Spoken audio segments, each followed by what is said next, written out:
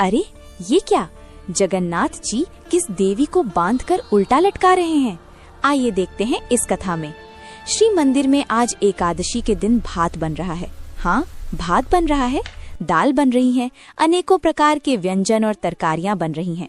अरे इस कलयुग में जहाँ एकादशी के दिन भात खाना तो दूर की बात, उसका विचार करना भी महापाप माना जाता है, वहाँ श्री क्षेत्र पुरी के जगन्नाथ मंदिर में आज उत्सव का माहौल है। भक्तगण आनंद बाजार में बैठकर तृप्त होकर महाप्रसाद पा रहे हैं। आखिर ऐसा क्यों यहाँ एकादशी माता का चाबुक नहीं चलता? बात उस समय की है जब सतयुग का सवेरा था। भगवान विष्णु के श्री अंग से एक परम तेजस्वी शक्ति उत्पन्न हुई, जिनका नाम था एकादशी देवी। उनका जन्म ही इसलिए हुआ था कि वे संसार से पाप का नाश कर सकें। ठाकुर जी ने उन्हें निहारते हुए एक विशेष वरदान दिया। बोले, देवी, महीने में 2 दिन तुम्हारा राज चलेगा। जो भी मनुष्य उस तिथि पर अन्न, विशेषकर चावल पाएगा, उसके सारे संचित पाप उस अन्न में समा जाएंगे, और जो तुम्हारी शरण में रहकर व्रत करेगा, उसे साक्षात मेरा धाम प्राप्त होगा। एकादशी माता जो थी, उन्हें अपनी इस शक्ति पर बड़ा गर्व हो गया। हो भी क्यों ना, तीनों लोकों में उनका भय था। स्वर्ग हो या पाताल, उस दिन कहीं चूल्हा नहीं जलता था। पापी से पापी मनुष्य भी एकादशी के दिन चावल को छूने से कांपता था। अपनी विजय पताका फहराती हुई अहंकार में डूबी एकादशी माता एक दिन नीलांचल धाम यानी हमारे जगन्नाथपुरी पहुंची।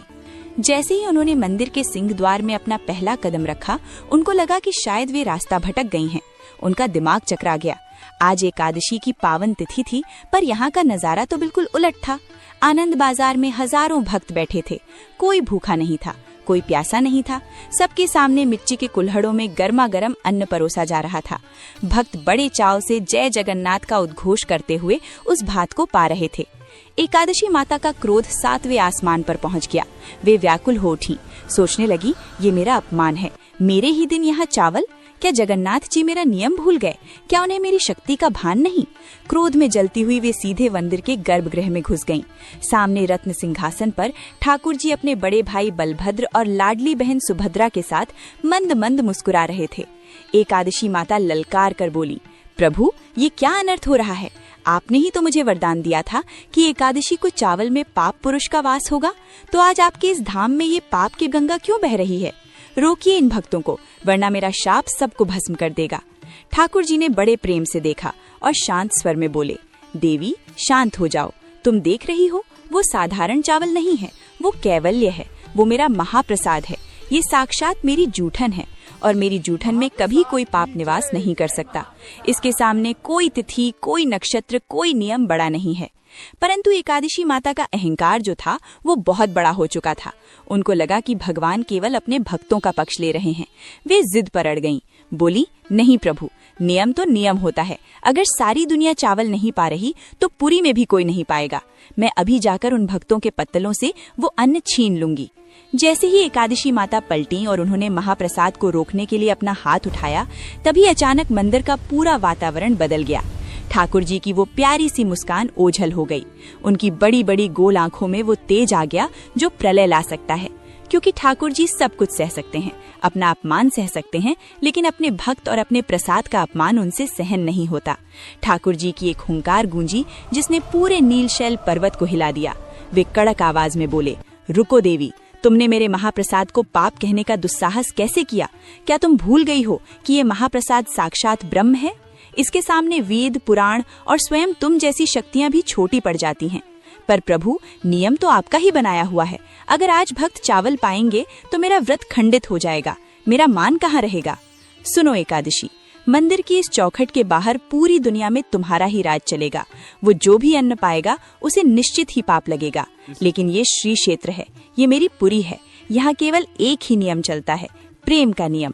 यहाँ मेरे हाथ से निकला हुआ एक एक दाना अमृत है। यहाँ तुम्हारा कोई बस नहीं चलेगा। लेकिन एकादशी माता फिर भी नहीं मानी। वे बोली, मैं ये अन्याय नहीं होने दूंगी। मैं इसी सिंह द्वार पर खड़ी रहूंगी, और जो भी भक्त यहाँ महाप्रसाद पाएगा, मैं उसके सारे पुण्य छीन लूंगी। अब ठाकुर जी का धैर्य समाप्त हो चुका था। उन्होंने अपनी योग माया का आह्वान किया। बोले, तुम्हें अपनी शक्ति पर बहुत अभिमान है ना?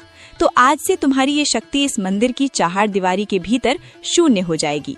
अगले ही पल एक चमत्कार हुआ। अदृश्य दिव्य जंजीरों ने एकादशी माता को जकड़ लिया। ठाकुर जी के आदेश पर उन्हें मंदिर के ईशान कोण में ले जाया गया और वहाँ उन्हें उल्टा लटकाकर बांध दिया गया। ठाकुर जी ने श्राप दिया, अब तुम यहीं बंदी बनकर रहोगी।